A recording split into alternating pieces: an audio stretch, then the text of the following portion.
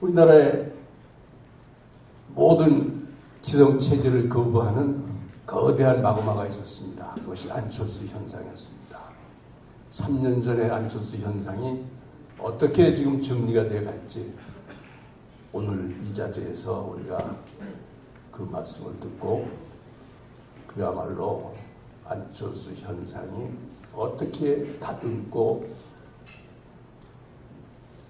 이렇게 안아지게 되는 것인지 이 나라 정치에서 막 그것을 그 퀘션 마크가 풀리면은 많이 우리나라 정치의 미래가 좀 밝으리라고 봅니다. 새로운 시도가 어떻게 될 것인지 그 얘기를 겸사겸사 듣는 걸로 하겠습니다. 제가 마지막으로 안철수 의원도 과학기술자 출신이고 박호근 장관님도 과학기술자 출신이고 저도 어쩌다가 과학기술자 장관을 했기 때문에 마지막으로 조크 한마디 하겠습니다. 이 조크가 아닙니다. 영국의 그 유명한 디 이코노미스트라고 하는 인텔리전트 그룹이 있습니다. 거기에서 2012년에 메가 체인지 the world in year 2050년의 세계 메가 체인지라는 책을 냈습니다.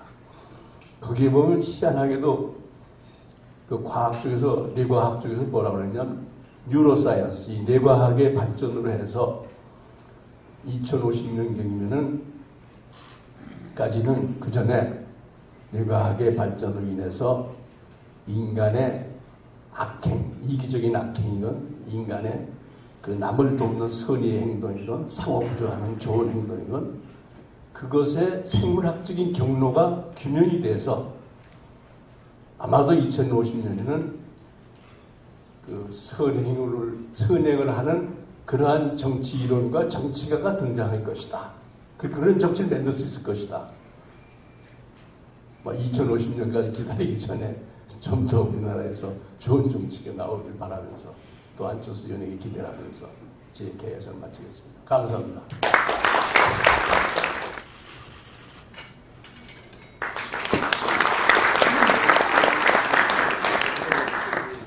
오늘 사실은 길지 않은 시간이어서 경제 전반에 대해서 말씀드리고 싶지만 어떻게 보면 저는 좀 더 그 주제를 집중을 해서 기업가 정신에 대해서 말씀드리면 좋겠다는 생각을 했습니다.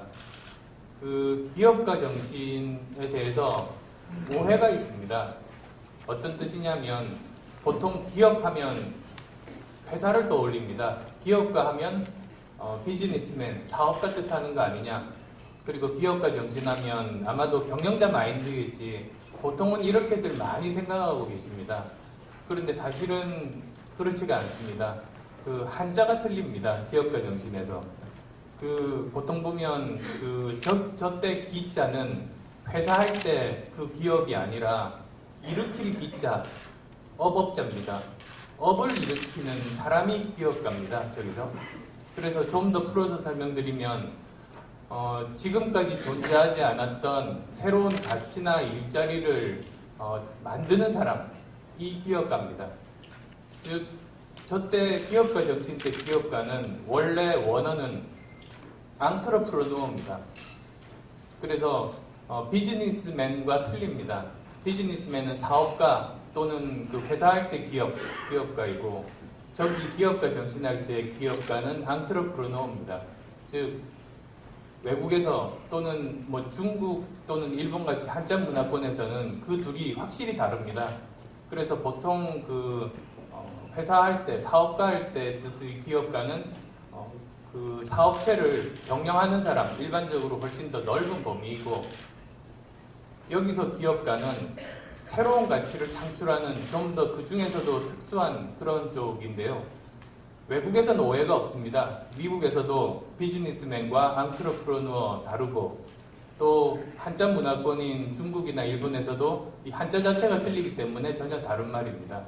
그런데 불행하게도 한국으로 건너오면서 이미 일본이나 중국에서 쓰고 있던 그 말을 그대로 차용해서 쓰다 보니 한국 발음이 똑같은 겁니다. 그러다 보니 이 기업가 정신이라는 게 없던 거 만드는 창조적인 정신임에도 불구하고 그냥 일반적인 사업가 마인드로 잘못 이렇게 해석이 되고 있습니다.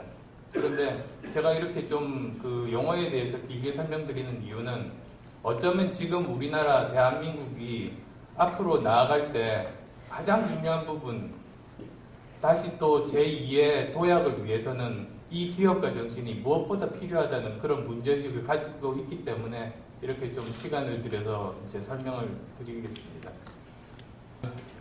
한국에서 지금 현재 대기업 그리고 제조업 또한 수출 위주의 경제가 우리 한국 정도의 규모의 경제에는 충분하지 않는가 또 이렇게 말씀하시는 분도 계십니다. 그런데 제가 생각하기에 우리나라는 지금은 그 다른 하나의 축이 더 필요하다는 그런 뜻입니다. 무슨 뜻이냐면 보통 주식 투자할 때 있지 않습니까? 주식 투자할 때 한 주식에만 투자하면 특정한 위험에 그 손해를 보기도 쉽습니다. 그러다 보니까 보통 포트폴리오 투자를 합니다. 즉 여러 주식에 분산 투자해서 위험도를 낮추는 그런 것을 하는데요. 한국 국가 경제도 지금 현재는 대기업이 글로벌 경쟁력을 가지고 튼튼하게 서 있습니다만 그것만 가지고는 특정한 위험에 노출되면 굉장히 위험할 수 있습니다. 아마도 IMF 그 외환 위기 때가 그것을 보여준 그때라고 생각하는데요. 그래서 지금은 튼튼한 대기업 축을 계속 잘 살리면서 동시에 중소기업, 벤처기업의 큰 축을 하나 더 만들면 우리나라 경제는 그래서 쌍두마차로 표현하면 좋겠습니다. 우리나라 경제가 이제는 쌍두마차가 필요한 때가 아닌가. 지금까지는 대기업이라는 정말 튼튼한 그 말이 이렇게 이끄는 그런 경제였다면 이제는 그 옆에 똑같은 규모와 비중과 경쟁력으로 벤처기업, 중소기업이 축을 받쳐준다면 이제는 한쪽이 어려워지면 다른 쪽이 받쳐주고 또 다른 쪽이 어려워지면 한쪽이 받쳐주면서 우리나라가 앞으로 100년, 200년 계속 건실하게 갈 수 있을 것이 아니겠는가 하는 생각입니다. 즉 대기업과 함께 중소기업, 벤처기업 그리고 수출과 함께 내수 그리고 제조업과 함께 지식경제 산업, 컨텐츠 산업, 소프트웨어 산업이 같은 비중으로 발전한다면 우리나라의 미래는 밝을 수 있다고 생각합니다. 두 번째로는 투자 회수 시장이 사실은 너무 작습니다. 선진국들 보면 대부분 투자자들은 결국은 몇 년 후에 은행의 예금보다 더 많은 수익을 원해서 위험을 감수하는 거 아니겠습니까? 투자자들은. 그러면 투자자들이 그 투자한 자금을 회수를 해야 되는데 대부분의 투자 자금 회수는 그 인수합병을 통해서 투자 자금을 회수합니다. 어떤 통계들을 보면 대부분 투자자들이 80~90% 정도는 자기가 투자한 회수가 인수합병 되면서 그때 수익을 얻고 나머지 10~20% 정도가 이 기업이 독자적으로 생존해서 주식시장에 상장하면서 그때 수익을 창출을 하게 됩니다. 그런데 우리나라는 여기서 보면 이 M&A 시장이 굉장히 작습니다. 선진국에 비해서. 그리고 또 이 주식시장에 직접 상장하는 것도 갈수록 굉장히 어려워집니다. 그러다 보니 아무리 그 엔젤 투자를 그 활성화시키려고 여러 가지 자금 혜택을 주고 여러 가지 벤처 캐피탈들을 모아서 주더라도 정작 투자 횟수 전망이 불투명하면 그러면 사람들이 투자를 하지 않습니다.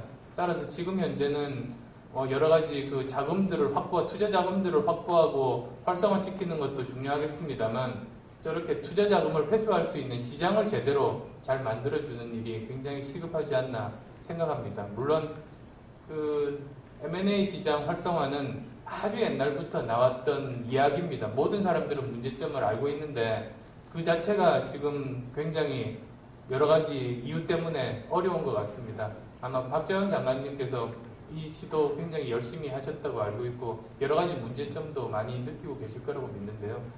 이쪽 문제를 해결하지 않으면 그 큰 틀에서 문제 해결이 굉장히 어려울 수 있다는 생각을 하고 있습니다.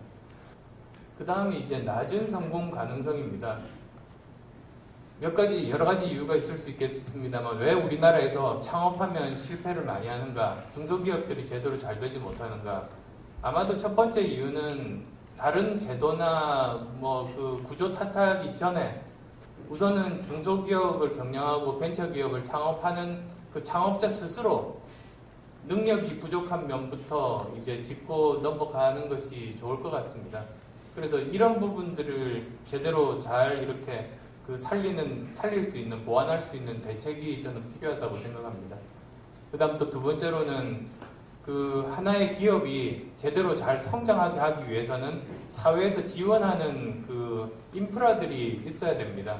그래서 예를 들자면 그 콜센터 예를 한번 들어보겠습니다. 대부분의 이제 회사들이 그 콜센터가 필요한데요.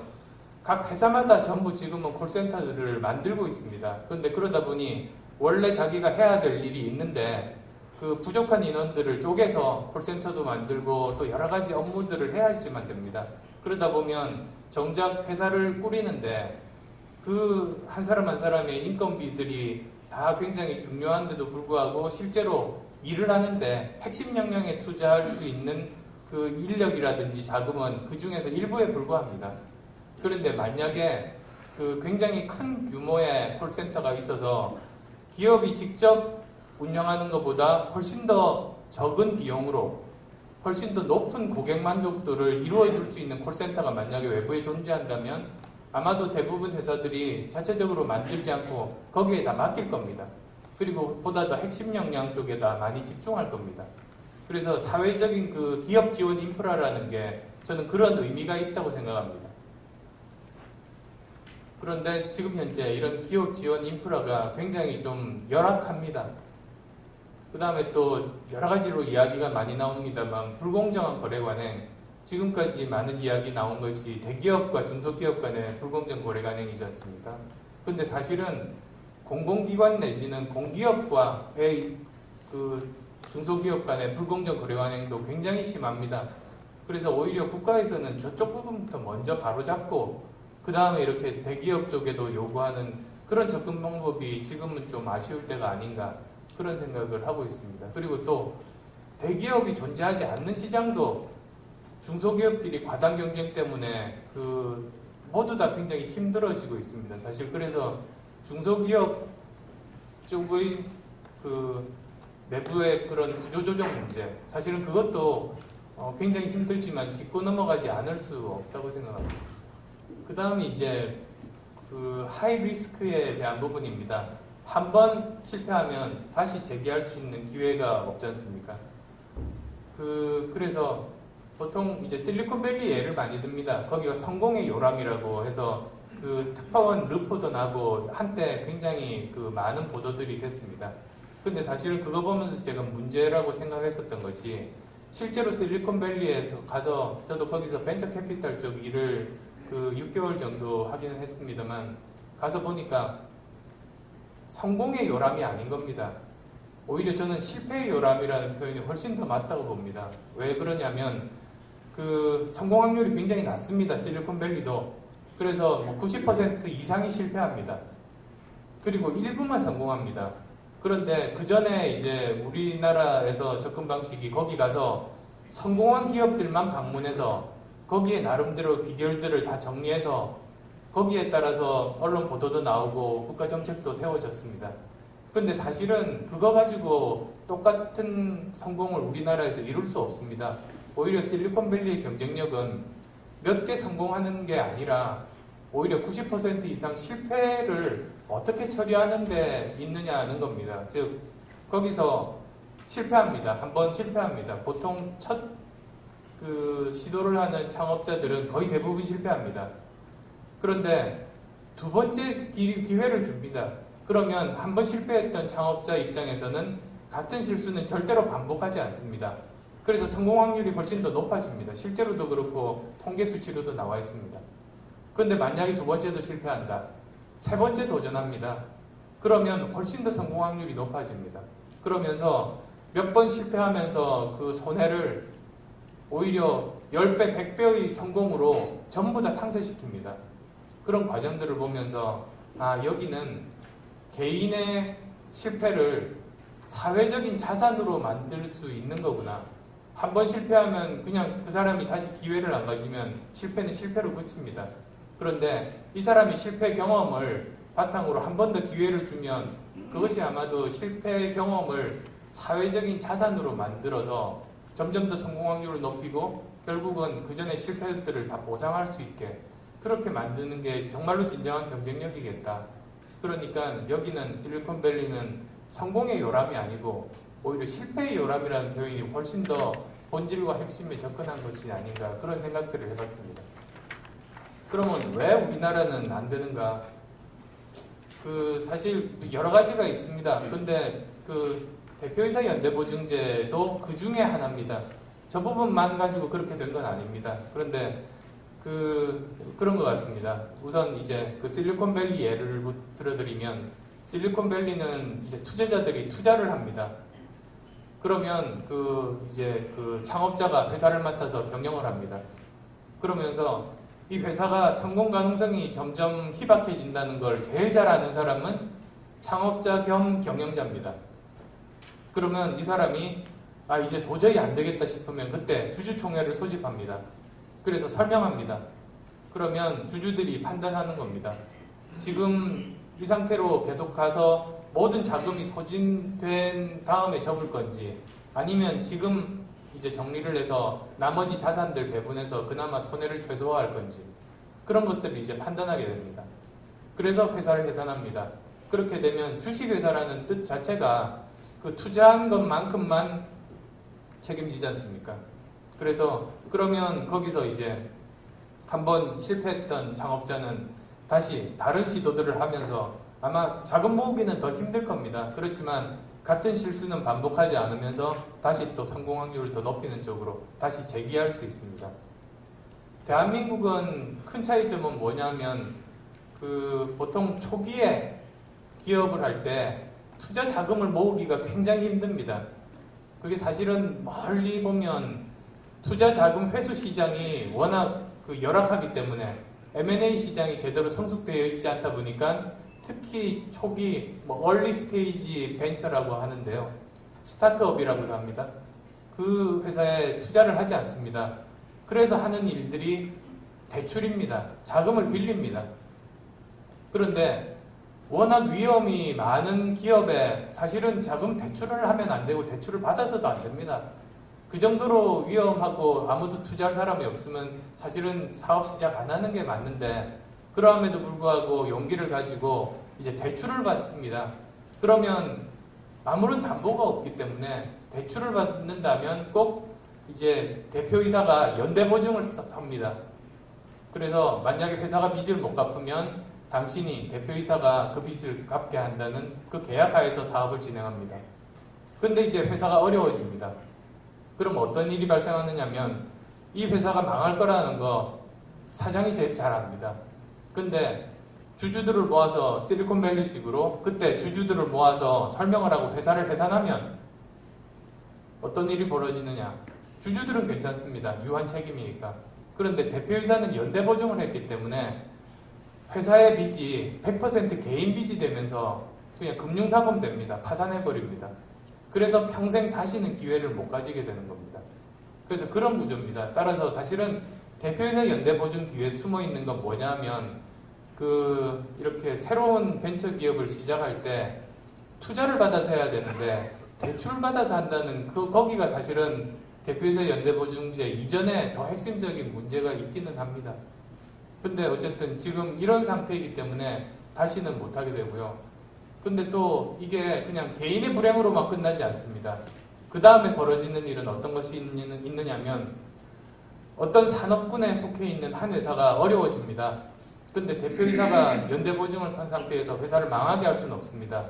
빨리 돈은 돌아야 됩니다. 그러면 덤핑합니다. 즉 국가 프로젝트 같은 것이나 다른 쪽에 손해가 나는 프로젝트인데 당장 현금을 받을 수만 있다면 손해보고서라도 정말 무슨 수를 써도 그 사업을 따냅니다. 그러니까 원래 덤핑이라는 게 큰 대기업이 작은 기업들 죽이려고 원가 이하로 하는 게 덤핑 아닙니까? 근데 오히려 반대의 현상이 벌어지는 거죠. 제일 경쟁력이 떨어지는 죽기 직전의 회사가 덤핑합니다. 그러면 전체 산업 구조 하에서 가격 구조가 어느 정도 유지가 되다가 망해가는 회사가 덤핑을 하기 시작하면서 이 가격 구조가 다 망가집니다. 그리고 이 회사가 빨리 망하는 것도 아닙니다. 여러 곳에서 뭐 속된 표현으로 눈먼 돈들이 있습니다. 그런 눈먼 돈들로 이 회사가 금방 망하지 않고 존재를 하다 보면, 그러면 가격 구조 전체가 다 깨집니다. 그래서 그 전에 뭐 한 10개 회사가 있을 때 전부 어느 정도는 먹고 사는 그런 구조다가 한 회사가 어려워지면서 덤핑을 시작하면 10등짜리가 어려워져서 덤핑하면 그 다음에 9등이 어려워지면서 덤핑하고 8등이 덤핑하고 나중에는 그 건실하던 1등 회사까지 전부 다 어려워집니다. 그게 지금 이제 중소기업끼리 과당 경쟁하면서 벌어지는 그런 좀 불행한 일입니다. 그런 구조입니다. 그래서 이 모든 게 다 엮여 있습니다. 그래서 이런 그 악순환의 고리를 깨는 게 지금 우리나라 그 벤처기업이나 중소기업 산업계를 제대로 잘 바로 세울 수 있는 단초를 사실은 이 과정 중에서 찾을 수 있다고 생각합니다.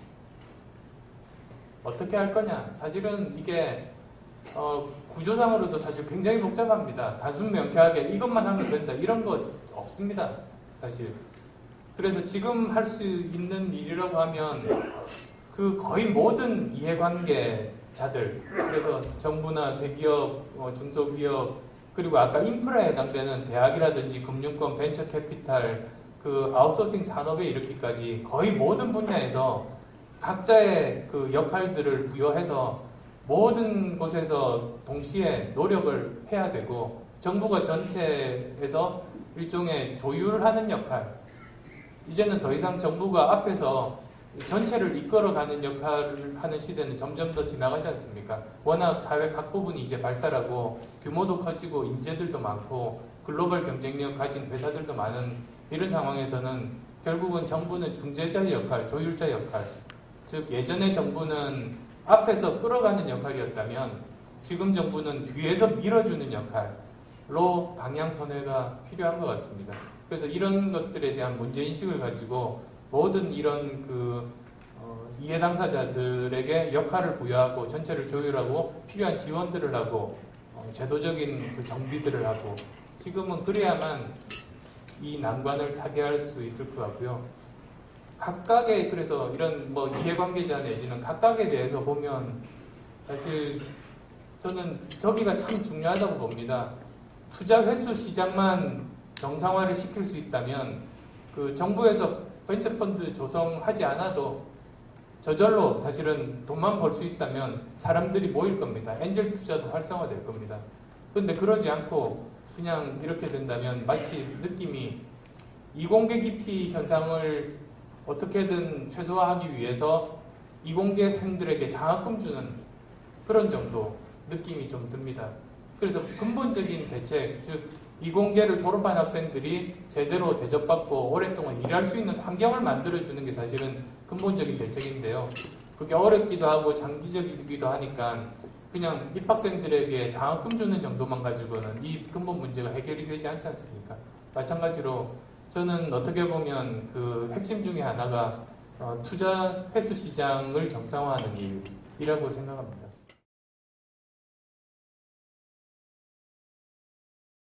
이제 화두 아니었습니까? 경제민주화. 그리고 아마도 그것 자체가 크게 보면 이제 그 분배 구조에 대한 그 사회적인 그 문제인식에 의해서 출발됐다고 봅니다. 따라서 그 분배 구조가 과도하게 이렇게 왜곡이 되면 결국은 그게 경제 위기까지 이렇게 연결이 됐던 것이 그런 경우들이 많았습니다. 따라서 우리 사회가 지속 가능하게 되고 안정화되기 위해서도 적절한 규모의 분배 구조 개선이 필요하다. 거기에 대해서는 모든 사람들이 공감하는 것 같습니다. 그런데 그것이 어떤 그 규모로 그리고 어떤 방법으로 구체적으로 벌어질 것인가에 대한 이견들이 사실은 많지 않습니까? 그래서 거기에 대해서 서로 이제 다른 생각으로 끊임없이 논의하고 또는 다투고 지금 그런 과정에 속해 있는데요.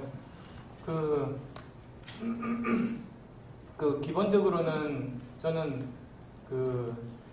경제민주화를 하면서 꼭 잊어버리면 안 되는 것 중에 하나가 그 규제 철폐와 감시 강화는 같이 가야 된다고 저는 봅니다. 보통 규제가 철폐되면 감시도 철폐하는 것으로 다들 생각하시는데 저는 그렇지 않다고 생각합니다.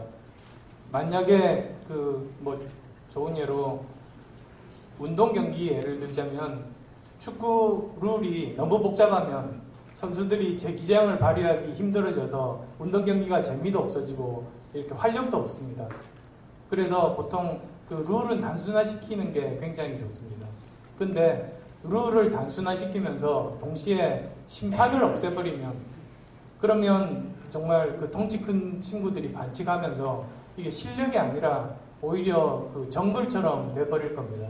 따라서 규제는 없애고 대신에 감시는 강화하는 쪽으로 저는 그렇게 가야 된다고 믿는데요.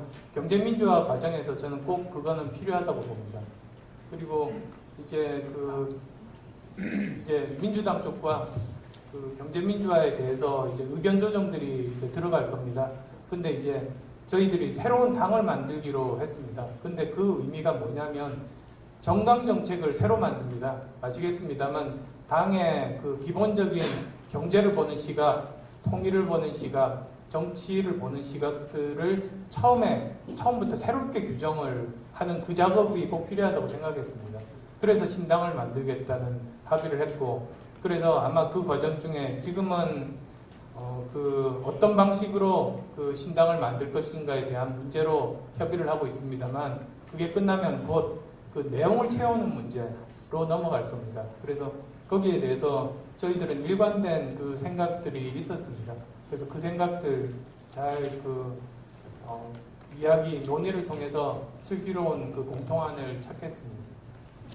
제가 국회에서 할 수 있는, 저희에서 할 수 있는 것 중에 가장 관심을 많이 두는 분야 중에 하나가 성인지 예산제입니다.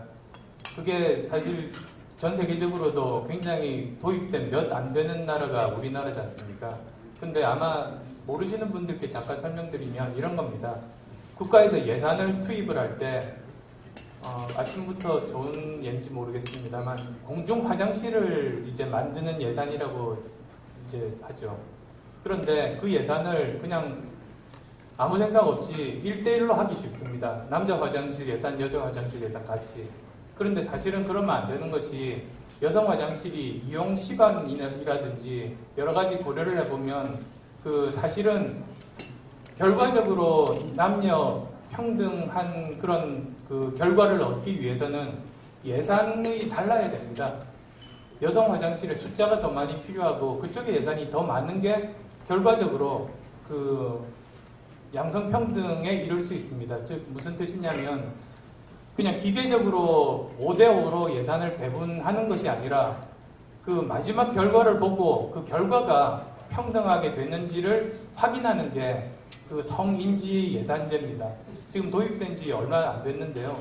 제가 보건복지부에서 보니까 그게 제대로 개념을 가지고 하지 않았습니다. 그래서 지난 국회 때 그 국정감사 때 질의했고 그것들 고치라고 많은 관심을 가지고 이제 하고 있고 그래서도 이제 많은 관심 가지고 열심히 지금 하고 있고요. 또한 환경 쪽도 마찬가지입니다. 지금 이제는 우리 사회가 이제 관심을 가져야 되는 게 지속 가능성 아닙니까? 지속 가능에 관심을 가져야 되는데 지속 가능은 크게 세 가지입니다. 우선은 뭐 회사 같으면 회사 또는 자기, 두 번째는 회사를 둘러싸고 있는 사회, 그 다음이 지구 내지는 환경입니다. 이 세 가지가 같이 갈 때 그게 지속 가능하지 않습니까? 그래서 뭐 회사에서 SM, Sustainability Management라고 지속 가능 경영에 대해서도 할 때 반드시 그 세 가지가 손꼽힙니다. 우선은 회사는 수익 창출을 통해서 계속 존재해야 되고 그렇지만 수익 창출을 위해서 주위를 둘러싸고 있는 사회적인 책임에 무관심하면 안 되고 그리고 또 우리가 살고 있는 기반인 이 지구의 환경에 대해서도 거기에 피해를 주면서 수익을 창출하는 일은 없어야겠다. 즉 이 세 가지 분야, 나를 둘러싼 사회 그리고 지구에 대한 관심을 같이 공통적으로 계속 이렇게 관리해 나갈 때 지속 가능할 수 있다. 그런 개념을 가지고 있습니다. 그래서 기본적으로 이런 생각 가지고 하고 있다는 점 말씀을 드리고요. 요즘 사고 보면서 특히 이제 경주 리조트에서 어린 학생들, 꽃다운 학생들 목숨을 잃고 이제 거기 학교에 가봤더니 고등학교 사진을 다 이번에 입학생들이니까요. 대학생들 행사였는데 정작 거기 고등학생 시절 사진들이 걸려있는 걸 보고 정말 마음이 아팠습니다. 근데 이런 것들이 우리 사회에서 계속 벌어집니다. 문제라고 하고 또 벌어집니다. 왜 이런 일들이 벌어지는가 생각해 보면 어쩌면 우리가 너무 발전에만 급급한 나머지 좀 나타날 수 있는 위험은 그냥 무시하고 갔던 것 같습니다. 그러니까 우리나라가 지금까지는 영어 표현으로 리스크 테이킹 하면서 위험도 감수하면서 앞으로 나왔습니다. 그런데 이제 그게 20년 전부터 금이 가기 시작했습니다. 20년 전에 우리 성수대교 붕괴됐지 않습니까? 그게 처음에는 이랬을 겁니다. 우리가 열심히 살고 활용하기 위해서 다리를 건설합니다. 그리고 열심히 잘 씁니다. 근데 관리하고 유지보수하는 데는 비용이 필요한데 그걸 좀 아끼려고 했습니다. 그래서 몇 년은 괜찮았습니다. 그래서 몇 년 동안은 우리는 정말 적은 비용으로 다리 건설하고 유지보수하면서 다른 분야 이제 발전하는데 열심히 잘 쓰고 있다고 우리 스스로는 생각했죠.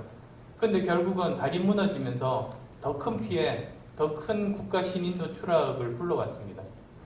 그래서 이제 옛날에 우리가 개발도상국 때는 그렇게 위기 감수하는 정신으로 뚫고 나올 수 있었습니다만 지금 현재 2014년 대한민국은 무엇보다도 이제 위기 관리, 리스크 매니지먼트가 저는 필요한 시대로 도달한 것 같습니다. 지금은 이제 한 분야가 무너지면 너무 피해도 막심하고 귀중한 인명들도 성장되지 않습니까? 그러니까 한번 어떤 분야에서 사고가 생기면 그냥 책임자 문책하고 그냥 덮지 말고 거기서 어떤 제도적인 문제들이 있고 이런 사고가 다른 곳에서 다른 분야에서 반복되지 않기 위해서는 어떻게 해야 되는가 그렇게 접근해서 전체적인 제도들을 정비하고 유지보수나 또는 위기 관리에 국가 예산을 투입하고 비용을 쓰고 지금은 이제 그렇게 패러다임 변화를 해야 될 때라고 봅니다. 한 길은 지금 현재 독자적으로 아주 작은 규모지만 열심히 해서 지방선거를 치르고 그리고 또 남은 2년 정도 총선까지 남은 2년 정도 기간 동안 열심히 저희들의 여러 가지 내용들을 또 보이고 설득을 하면서 다음 총선에서 어느 정도 교두보를 확보하고 그리고 그 힘으로 또 그 다음 선거를 치르면서 그렇게 가는 그래서 비유를 들자면 작은 그릇을 처음부터 하나하나 이렇게 만들어 나가는 그런 선택이 있었습니다. 또 다른 선택은 이제 지난 금요일 날 받은 제안을 보고 이제 생각을 해보니까 만약에 이 선택을 한다면 우리나라 거대 양당 중에 한쪽을 새로운 정치를 담을 수 있는 커다란 그릇으로 활용할 수 있는, 사용할 수 있는 그런 선택이었습니다. 그래서 고민들을 참 많이 했습니다. 그런데 우선 일단은 처음에 단초는 기초공천 폐지였습니다. 무슨 뜻이냐면 지금까지 우리나라 정치 세력들이 항상 눈앞에 좁쌀만한 이익도 포기하지 않았습니다. 지금까지 항상 그래왔습니다. 근데 아시다시피 이번 지방선거가 자리 숫자로 치면 가장 많은 선거입니다. 따라서 기득권이 가장 많이 작동할 수 있는 그런 선거입니다. 그런데 이 중에서 기초공천을 내려놓겠다. 그것 자체가 옳고 그르고의 문제는 아닙니다. 이건 약속의 문제이거든요. 그래서 지난 대선 공약 때 모든 후보들이 다 공약을 했었던 것이고 지금 대통령께서도 공약하신 부분이니까 이건 약속을 지키는 문제라고 생각해서 그걸 이제 내려놓는 모습을 보면서 그것 자체도 의미가 있지만 어쩌면 이게 시작점이 될 수 있지 않겠는가. 한번 내려놓는 거 너무 어렵습니다. 포기하는 거 굉장히 어렵죠. 눈앞에 좁쌀만한 이익도 포기한 적이 없는데 그 내려놓는 거 정말 어려운데 한번 했으면 그 다음 이권은 그보다는 훨씬 더 기득권은 더 적습니다. 그러면 그 다음은 보다 더 쉽게 내려놓을 수 있습니다. 즉 저는 이번이 이것 자체로서의 의미보다도 이제 이걸 동력으로 해서 시작점으로 해서 다시 다른 기득권들을 내려놓는 일들을 시작할 수 있는 계기가 될 수 있겠다는 그 생각을 했습니다. 그 다음 또 두 번째로는 그 제안받은 방법을 보니까 그 새롭게 정강정책을 만들자는 안이었습니다. 그러면 그 새롭게 그 정체성을 규정할 수 있지 않습니까? 그러면 새정치가 이루려고 했던 거 정말로 자기의 이익이 아니고 정치인이나 정당의 이익이 아니고 국민들 민생을 최우선적으로 챙기고 이제 절대로 종북 논란에 휩싸이지 않고 그런 정체성을 가진 당으로 새롭게 만들 수 있겠다는 그런 생각들이 들었습니다. 그리고 저는 원래 이제 사업할 때도 컴퓨터 보안 사업이지 않습니까? 백신 만들었던. 그러다 보니까 그 정말로 튼튼한 안보를 바탕으로 그 다음에 다른 일들을 할 수 있다는 건 굉장히 입장이 뚜렷합니다. 기본적으로. 그래서 그런 정체성들을 확실히 살려가면서 만들 수 있는 기회라는 생각이 들었습니다. 그 다음에 또 저 스스로 생각해 봤습니다.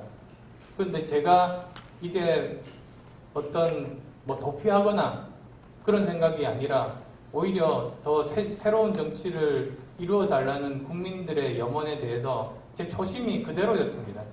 그래서 이건 훨씬 더 사실은 저로서는 어려운 선택이었습니다. 훨씬 더 그 위험도 높죠, 사실은. 굉장히 어려운 일입니다. 그 난이도로 돌아보면 훨씬 더 어려운 선택입니다. 오히려 마음 편하게 작은 그룹부터 서서히 만들어 나가는 쪽이 훨씬 더 쉬운 선택입니다. 그러함에도 불구하고 한번 새 정치를 위해서 승부수를 던질 때라고 저는 생각했습니다. 그래서 이렇게 결단을 하게 됐습니다. 그래서 결국은 저는 근데 이번 결정이 다가 아니라 앞으로 모습입니다. 앞으로 정말로 국민들 바라보고 새롭게 쇄신하고 기득권 내려놓는 모습을 보여줄 수 있느냐? 저는 그게 성공의 관건이라고 생각합니다. 그걸 보여드리지 못하면 이 시도는 어려워질 거고 만약에 그 모습들을 보여드릴 수만 있다면 그러면 최종 승자는 국민 아니겠습니까? 그래서 건강하게 경쟁하는 생산적인 정치 체제가 우리나라에 자리 잡을 수만 있다면 승패와 상관없이 선거의 승패와 상관없이 건강하게 서로 경쟁하는 정치 체제만 될 수 있다면 그게 의미 있는 일이겠다는 그런 믿음입니다. 그 공기업 개혁 중요한 과도 아니겠습니까? 그런데 이제 몇 가지 원칙들이 저는 필요하다고 생각합니다. 우선은 투명성을 보다 더 저는 강화하는 게 필요하다고 생각합니다. 사실은 공기업이 일반적인 사기업들과 차이점이라고 하면 손해가 나더라도 공익을 위해서는 일을 하지 않습니까? 그리고 그 분야에 대해서는 뭐 요즘 쓰는 용어로 착한 적자가 난다. 이런 건 다 국민들이 다 동의하고 그게 또 공기업의 존재 의미이지 않습니까? 그런데 도대체 어떤 분야에서 어떤 사업을 해서 얼마의 착한 적자가 났는지 그게 불투명하면 사실 판단하기가 어렵습니다. 그래서 이렇게 각 공기업에서 하는 사업 분야에서 각각에 대해서 어떤 분야에서 어느 정도 어떤 일을 하고 얼마의 적자가 나고 저는 그렇게 투명하게 모든 그 경영 상황들을 알리는 게 저는 우선되어야 된다고 봅니다. 그러면 거기에 따라서 많은 사람들이 객관적으로 판단할 수 있을 겁니다. 지금은 그런 것 없이 막연하게 하다 보면 서로 명분이나 철학의 차이만 이렇게 드러납니다. 철학에 아시겠습니다만 철학적 차이는 서로 타협하기가 굉장히 힘들지 않습니까? 근데 특히 기업 같으면 저도 기업 해본 사람이어서 기업 같으면 객관적인 자료들이 많습니다. 그거 가지고 판단하면 많은 부분들은 이렇게 서로 시각 차이를 좁힐 수가 있습니다.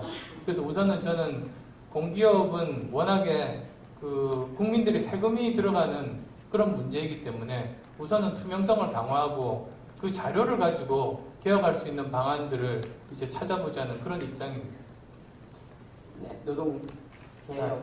노동도 마찬가지입니다. 노동도 이제 공기업에서야 이제 노조 문제라든지 여러 가지 이슈들이 있는데요. 그것도 지금 서로 뭐 이념적으로 또는 철학적인 차이 가지고 하면 평행선만 달립니다. 그것도 그 실제로 그 경영의 내용이 어떤지 그리고 서로 계약 관계가 지금 어떻게 되어 있는지 그런 부분들을 투명하게 밝히는 거에 선행이 되면 저는 많은 부분들을 풀릴 수 있을 거라고 믿습니다. 네, 고맙습니다. 이어 사회관계 질문입니다. 최근 어르신들의 복지를 위한 기초연금법이 난항에 부딪혀 옴짝달싹하고 있습니다. 기초연금법 및 복지정책에 대한 안 의원님의 견해를 밝혀주시기 바랍니다. 이용수 씨가 시작했습니다. 예, 제가 보건복지위원회 소속입니다. 그러니까 제 상임위 일이기도 합니다. 그래서 기초연금 문제가 저는 빨리 풀려야 된다고 생각하는데요. 서로 입장 차이들이 지금 있지 않습니까? 그러니까 원래는 이제 100% 어르신에게 그 20만 원씩 다 드리는 것이 이제 대선 공약이었습니다. 근데 지금은 이제 그 정부에서야 아는 70% 어르신 분들에게 국민연금과 연계해서 차등 지급하는 걸로 지금 되어 있습니다. 그래서 사실은 원래 공약과는 여러 가지 면에서 지금 좀 다릅니다. 그런데 이거는 이제 풀어야 되는 거 아니겠습니까? 그래서 예를 들면 왜 100% 어르신들에게 못 드리느냐? 재정의 지속 가능성 때문이다 라고 하면 거기에 대해서는 그 사과하고 양해를 구하면 됩니다. 그러면 그 이해하실 수 있다고 저는 봅니다. 근데 문제는 이제 그 중에서도 그 뭐 차등 지급 부분도 사실은 마찬가지겠고요. 그런데 국민연금과 연계 부분에 대해서는 서로 입장 차이가 굉장히 큽니다. 그래서 제 생각에는 저는 국민연금이 지금 선진국에 비해서 역사가 짧습니다. 아직 안정화되지 않고 지금 가입자가 들락날락합니다. 아직 좀 더 시간이 필요한 것 같습니다.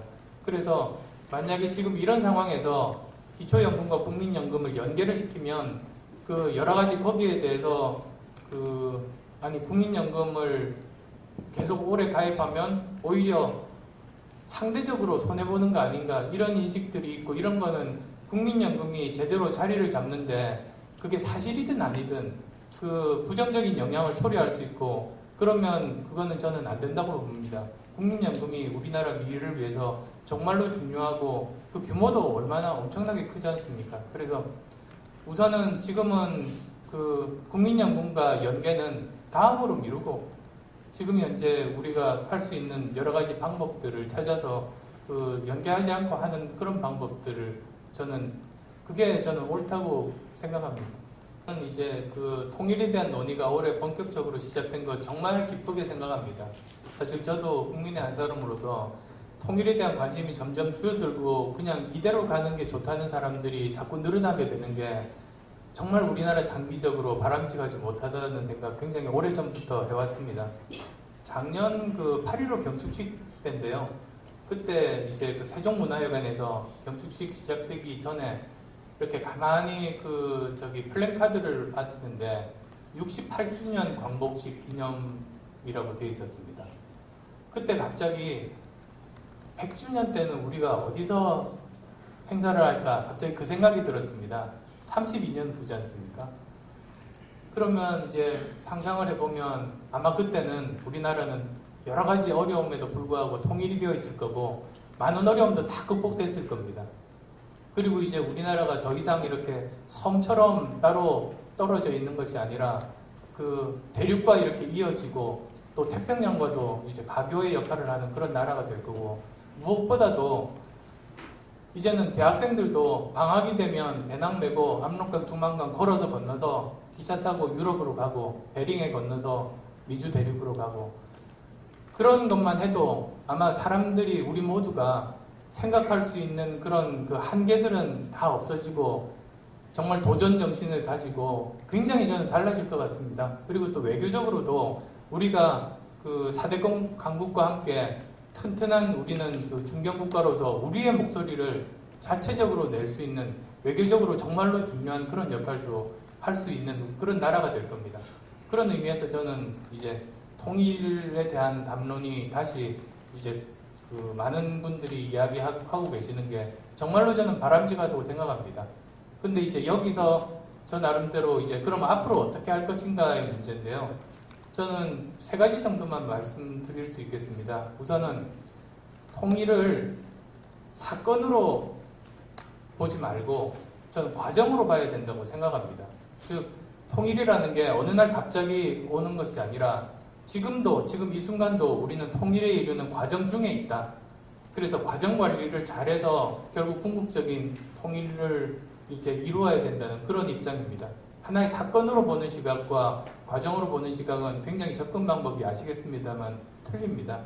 그래서 그것부터 우선은 말씀드리고 싶고요. 두 번째로는 지금 우리가 이제 국방 분야, 외교 분야, 대북 분야가 물론 NSC가 생기긴 했습니다만 경우에 따라서 서로 이렇게 전략이 공유되거나 서로 통합적인 그런 것들이 잘 나오지를 않고 있는데요. 지금 그게 이 세 분야가 서로 그 전략을 공유하고 지금은 통일에 이르는 과정이라는 생각에 전부 정교하게 그 분야들이 이제 좀 계획이 구체적으로 돼야지 될 겁니다. 그럼 세 번째로는 항상 이렇게 이야기하다 보면 북한 그 상층부와만 이야기를 하지 않습니까?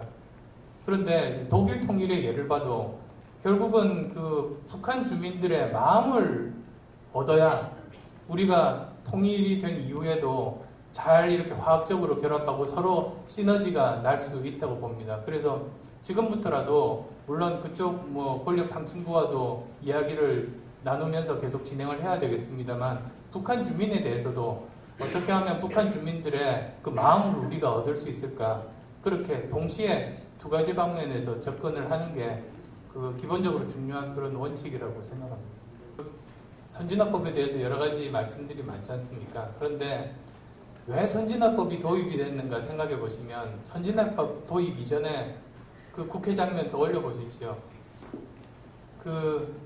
저는 만약에 선진화법 없이 또 그런 장면들, 거의 무슨 그런 장면들이 연속되면 저는 혹시 인명피해도 났을 것 같습니다. 이제는 너무나 극렬해서 국회의원 중에서 인명피해가 나면 그것도 얼마나 부끄럽고 정말 있을 수 없는 일입니까?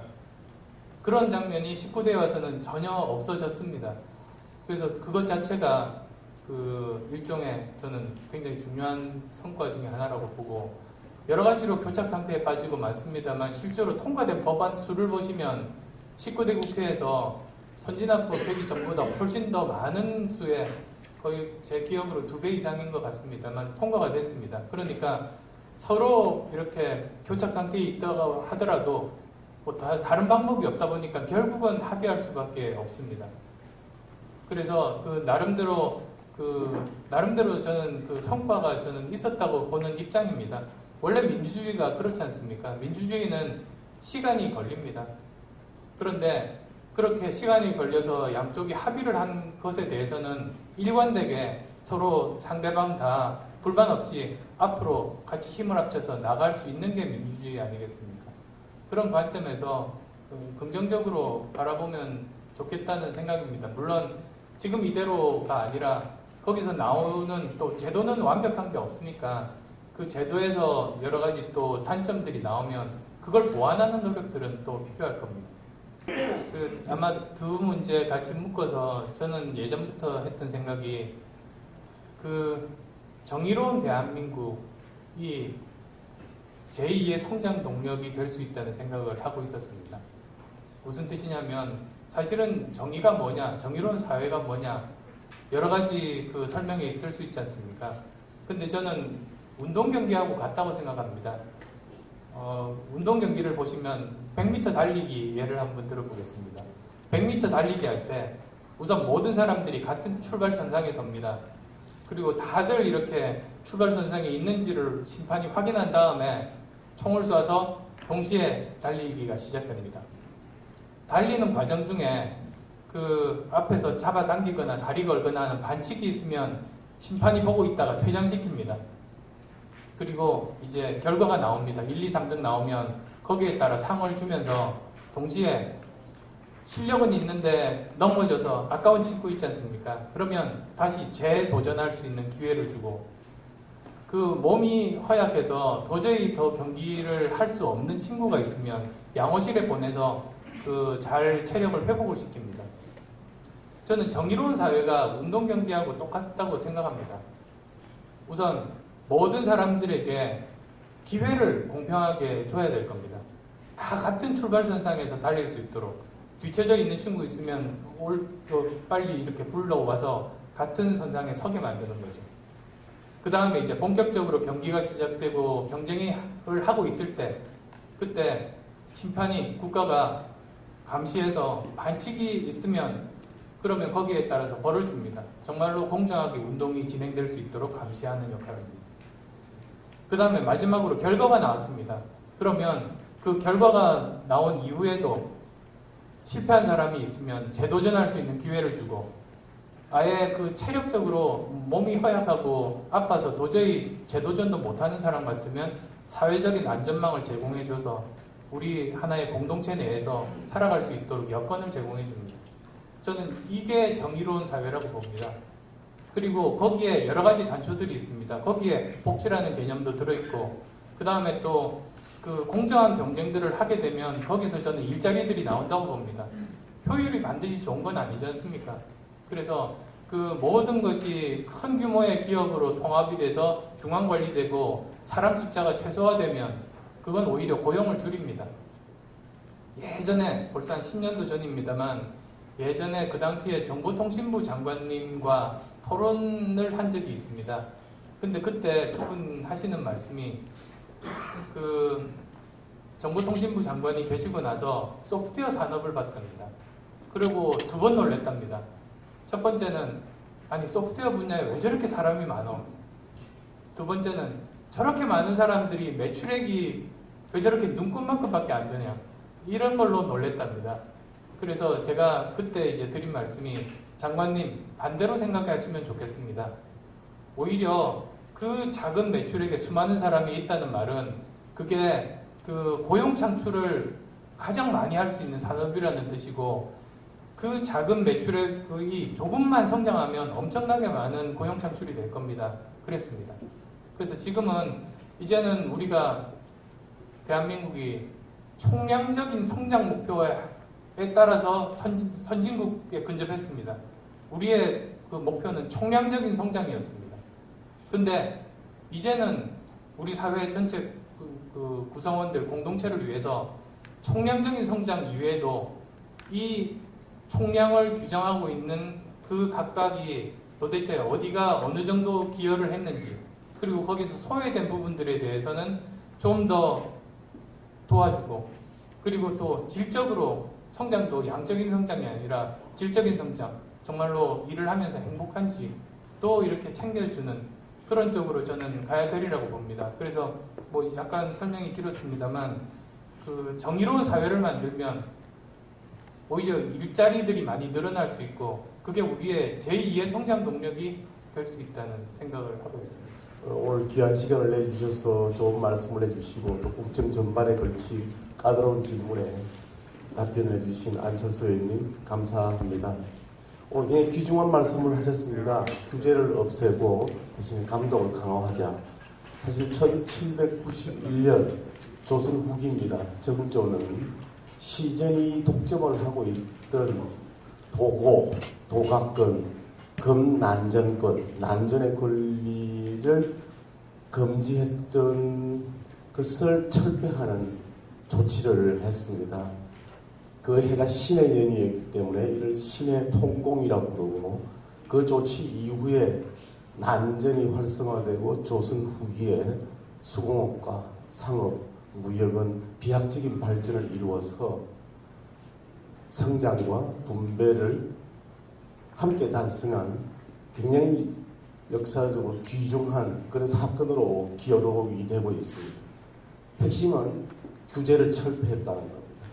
근데 엊그제 서울시 의회는 대형마트 영업시간 제한을 더욱 강화하는 조례안을 통과시켰는데 이것은 규제를 더욱 강화한 조치로서 그 취지는 분배, 영세 상인, 골목 상인을 위한 것처럼 보이지만 결국은 파이를 줄이고 서민을 더욱 불편하게 만드는 성장과 분배를 더욱 나쁘게 하는 조치가 될 것입니다. 1791년의 경제민주화와 그 경제민주화의 교훈을 되새겨서 지금 우리는 어떻게 해야 할 것인가 하는 것을 곰곰이 생각하고 그냥 어설픈 대중인기 영합적인 질 낮은 정책, 특히 규제를 강화하는 정책을 양산해서는 안 되겠습니다. 국회가 입법을 많이 한다는데 그런 정책들이 양산되고 있는 것 아닌지 걱정이 되고 그런 의미에서 오늘 의원님께서 규제를 없애고 감독을 강화하자는 큰 방향에 공감을 하고 의정 활동을 열심히 해주시기 바랍니다. 오늘 이른 아침 일찍 참석해 주신 여러분 감사합니다.